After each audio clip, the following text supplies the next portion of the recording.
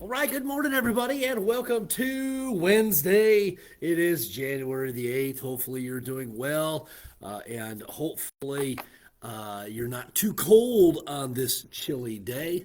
It is a little cool out there. I think it was in the teens or maybe even the single digits there for a little bit.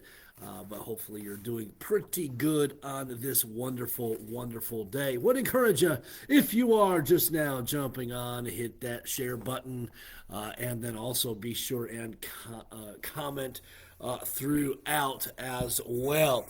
Just a couple of interesting facts for the day, or not facts even, but maybe some historical significance as well. Let's look at a couple of them. It was this day in 1959 that Fidel Castro arrived in Havana, Cuba, to begin his rule there. Also, George Washington signed into law George Bush signed into law the policy "No Child Left Behind." And I think that had great intentions. I don't think it necessarily has helped us out. And I think we've all just kind of followed that and dumbed it down, if you will, the education system. And not that it's all about, not that the answer to everything is education, but No Child Left Behind. I think just bringing people up rather than actually teaching them, I think is kind of a backwards philosophy. Just a little bit there, and then let's see what else. What else is there? I don't know if there is really anything. Here's one. Elvis Presley received his first guitar today.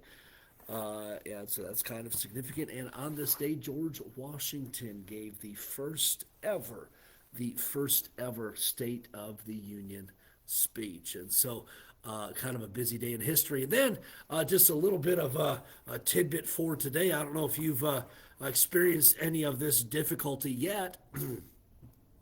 But in Michigan, beginning the first this year, stores are no longer allowed to sell eggs unless they are cage free. And my wife was out and about yesterday, and there were no eggs to be bought here in town.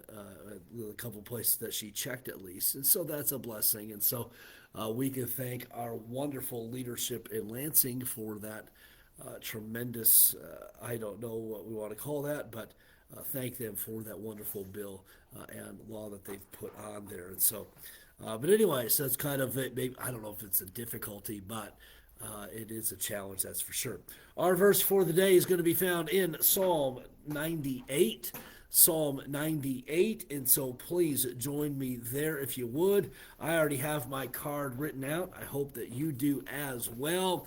Have yours written out, ready to go for the day. And let's be meditating on the thought for the day as well. So Psalm 98 and verse number 3. Let's look down at it. The scriptures say this: He hath remembered his mercy and his truth toward the house of Israel. Obviously, that being God. All the ends of the earth have seen the salvation of our God. Okay, so one more time.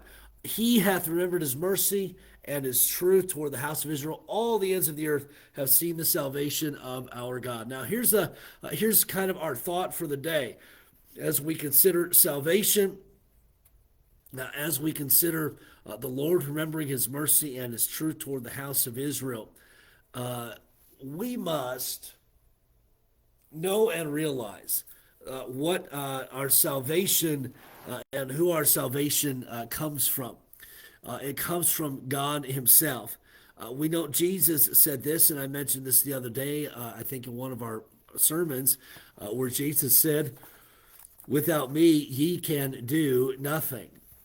One of the challenges that I think we have as human beings as we started off the year is that of pride.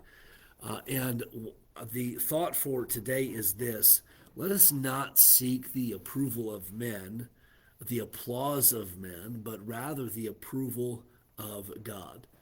You see, when it comes to this salvation, And we need to be seeking God's approval in that. How do we do that? Well, we recognize there is only one way of salvation. That's through Jesus Christ. And anything else is to seek the approval or the applause of men rather than the approval of God. And we are very good at building ourselves up.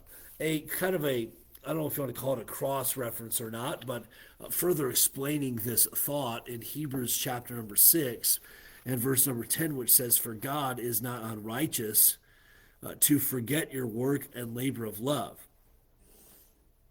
which ye have showed toward his name, and that ye have ministered to the saints and do minister." So that would be Hebrews 6 and verse number 10. God is not unrighteous to forget your works and labor of love. Note this. I think we've got to be very careful about seeking the applause of men, obviously, and note that our God does not forget our labor, our work, our ministry. The Lord does not forget.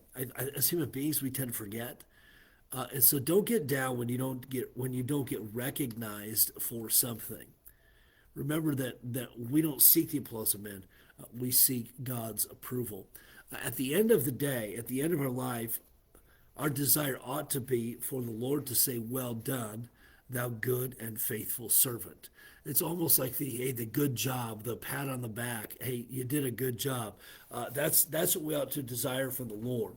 And yes, it does feel good when mankind gives us our applause, but man, that's not why we do what we do. We ought to seek the Lord's approval.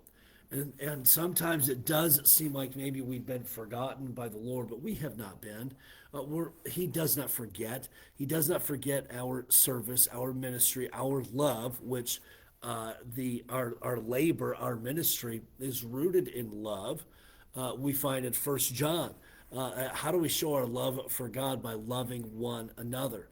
Our love for one another is shown forth in our ministering and serving of one another. So as we consider Psalm 98 and verse number 3, note this, that God does not forget. He hath remembered. He hath remembered his mercy and his truth toward the house of Israel. God does not forget. He remembers, and that all the ends of the earth have seen the salvation of our God. And so just note that our God, he will not forget you. He will not forsake you. He will not leave you. He does remember. And there is coming a day, even as I think we've looked in recent days, maybe here at church, where we'll stand before the Lord. And this actually, I might have been talking to my kids about this actually. We'll stand before the Lord someday and give an account. And there's two different judgments, the judgment seat of Christ and the great white throne judgment. The goal would be to be at the judgment seat of Christ. Those that are at that judgment know Jesus as their personal Savior, and we will be rewarded for how we live this life for the Lord. And we'll be rewarded for our motivations behind what we did. And then what do?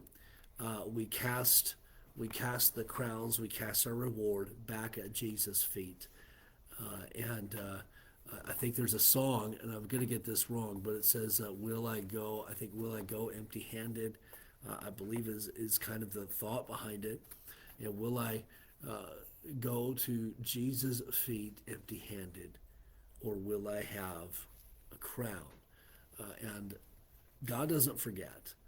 And so I want to encourage you, even as we've noted a couple days ago, faithfulness. Remain faithful. Even though sometimes it might not see it seems like maybe you're just punching a brick wall. Hey, remain faithful. God will work. God will bless, and so let's remain faithful to Him. We ought to seek not the applause of men, but let us seek the approval of God. And with that, we are going to close. I want to encourage you, if you are able, to come on out to church this evening. And we're going to continue our study through the book of Genesis. And last we left at Jacob, and he wasn't exactly following the Lord's leading and guiding in his life. He knew where he was supposed to be, but he stopped along the way, built a house, all that kind of stuff, when the Lord told him, "Hey, it's time to move on." it's time to keep going. And we're going to look this evening at one of the consequences of stopping, of the consequences of not following the Lord's leading, and it impacts the entirety of his family. Well, we're going to note that tonight. I hope that you'll be back for it. All right, let's greet those that have commented live. And Karen, good morning to you. Hope that you are doing well. Jan, good morning to you. Denny and Geraldine, good morning to you both. Hope you guys are well. David and Claudia, good morning. Good to have you guys on. Ingrid, good morning to you. Love you and hope that you have a great day. And Charlie and Marcia, good morning to you both. Hope that you guys are doing well. Lord willing, we'll see many of you tonight for church. The Rock resumes tonight as well, and so if you are involved in our kids ministry, be sure and be out for that, and excited about getting our young people back here on Wednesday nights. All right, Lord bless you all. Have a great day, everybody, and Lord willing, we'll see you this evening.